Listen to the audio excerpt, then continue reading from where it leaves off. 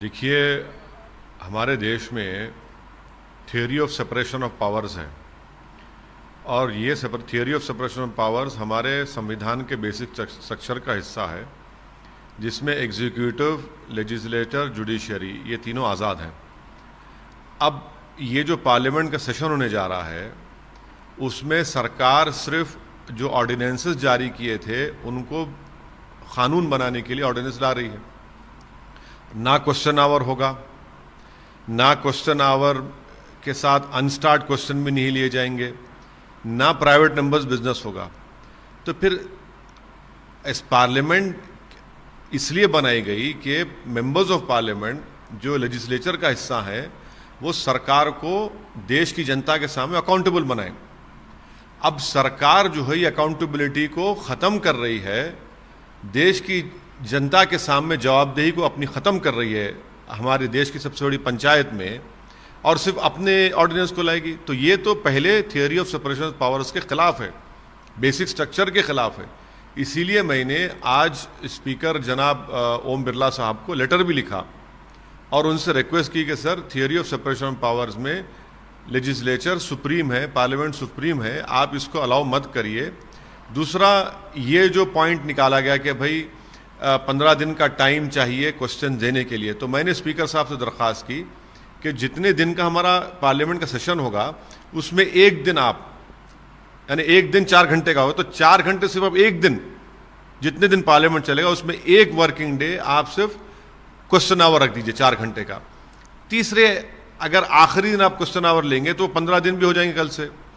चौथा, हमने स्पीकर साहब से ये बात की, रिक्वेस्ट की कि सर, अनस्टार्ट क्वेश्चन लेने में क्यों घबराहट है, अनस्टार्ट क्वेश्चन लीजिए, प्राइवेट मेंबर्स बिजनेस लीजिए।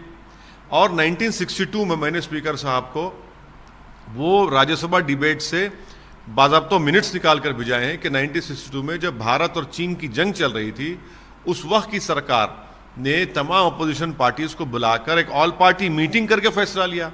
यहां पर तो आप सिर्फ टेलीफोन करके बता रहे हैं कि हमारा फैसला है। अरे ऐसा कैसा होगा भाई? क्वेश्चन वगैरह अगर नहीं होगा तो फिर सेशन, पार्लियामेंट सेशन बुलाने का मतलब ही क्या है?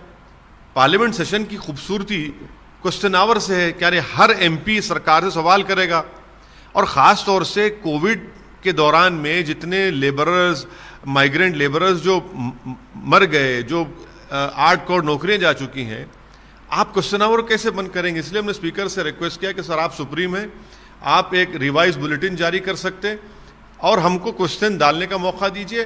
सिर्फ 0 आवर में बोल, 0 आवर से नहीं है, 0 आवर में अगर हम सवाल उठाते हैं तो सरकार को जरूरी नहीं है जवाब देना, सुन लेंगे।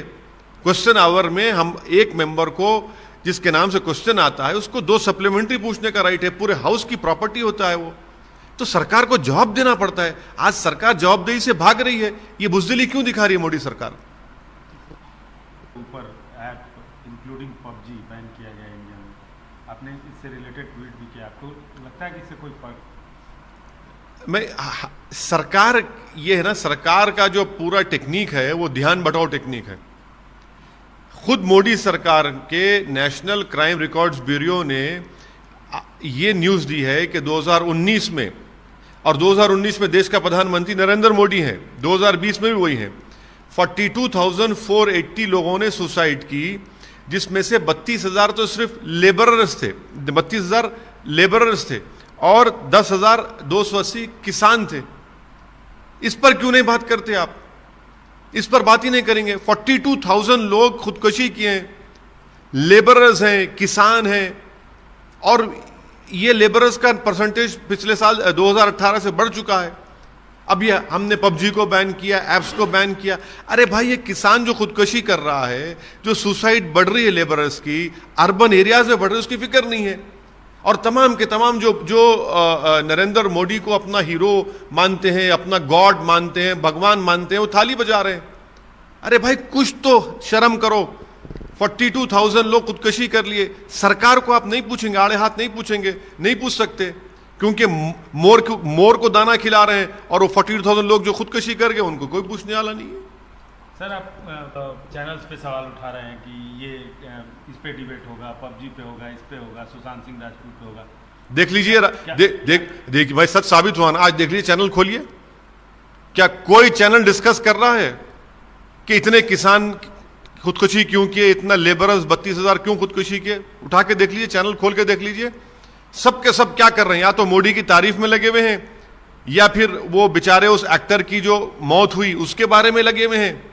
अब बोल रहे हैं कि देखिए मोदी जी ने ऐप को बैन कर दिया। अरे भाई 1000 स्क्वायर किलोमीटर पर चीन घुस के बैठा है, आपको उसकी फिक्र नहीं है। हमारे 20 जवान शहीद हो गए, आपको उसकी फिक्र नहीं है। अब तो गन रेंज में आ गए हैं भारत की सेना और चीन की फौज, उसकी आपको फिक्र नहीं है। तो फिर आप ये डायवर्जन क्यों करते हैं?